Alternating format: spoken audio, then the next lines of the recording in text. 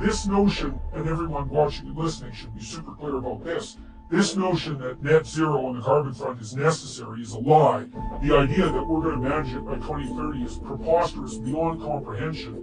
I mean, the Biden administration itself has already admitted that it will be 240 years with optimistic projections before we can approximate anything like net zero. So all this is just a complete bloody lie. And you might say, well, it's no worse a lie than many other lies that we've been told, and I suppose that might be true.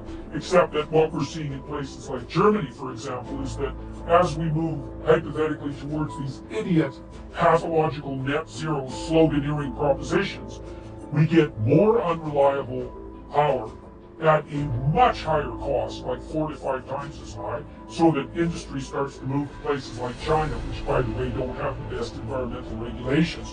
And it's made Germany hyper-reliant on Russia. And more to the point, even on the environmental front, is there's no evidence whatsoever that what Germany has done while they've devastated their reliable sources of power has improved the environment one bit. In fact, quite the contrary. The world used more coal last year than it ever has in the entire history of the planet. And that's partly because countries like Germany have been forced to rely on coal as a backup for their idiot renewable projects because they're too unreliable and they shut down their nuclear plants.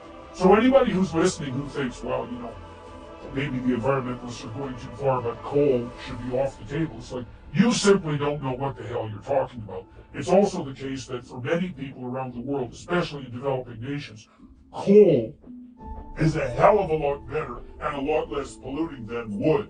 And the option isn't coal or nothing, or coal or liquid natural gas or nuclear. In many developing countries, the option is coal or wood or dung, which is, one of the world's lower quality sources of energy, let's say. So the reason I'm on this rant is because I want to make sure that everybody who's listening knows perfectly well that even by the standards of the environmentalists themselves, this ESG movement, especially combined with net zero, is not only not going to work, it's not going to work. There's not a chance it'll work. It will absolutely make things worse on the environmental front, as well as propelling a lot of people into poverty, undermining the stability that we take for granted on the industrial front, make power more unreliable, and also tilt the world towards dependence on, dictatorial sources of power like and energy like are obtained in Russia at the moment. Well, and I'm really glad you bring up the issue of poverty, because American energy around the world has done more for human flourishing than any other sector. Right, you take away a country, including coal, if you take away a country's ability to produce coal, natural gas, oil, you can, a great case study would be to look at the country of Sri Lanka and what developed last summer, right, where they didn't even have gas to cook on little stoves in their homes because of the federal regulations that had been implemented that were pushed down on the people. They couldn't pay for gas for their cars. It's an island nation, and it was an absolute disaster. So we know that this is, and how that translates here. There was actually a video that came out just, I think, today on Fox News with the National Home Builders Association talking about a proposition that's being voted on in the Bay Area of California, where they're trying to basically say no more gas stoves, no more gas hot water heaters, no more gas, anything. And the Home Builders Association are basically saying, look, that's going to drive prices so high that the homeless problem is going to increase.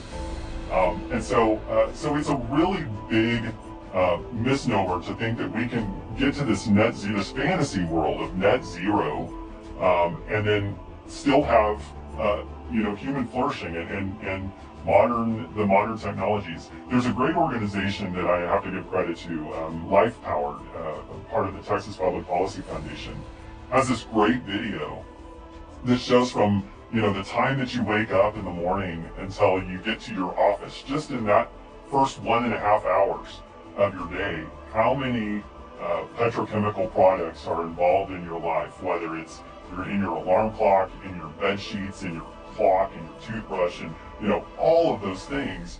And so this idea that we would somehow, you know, I think this is where the struggle really is for these treasurers and auditors, is we have companies like BlackRock, like State Street, who are actively saying and actively encouraging the companies that they invest in that they want this you know, this net zero by a certain date, and they want that for America.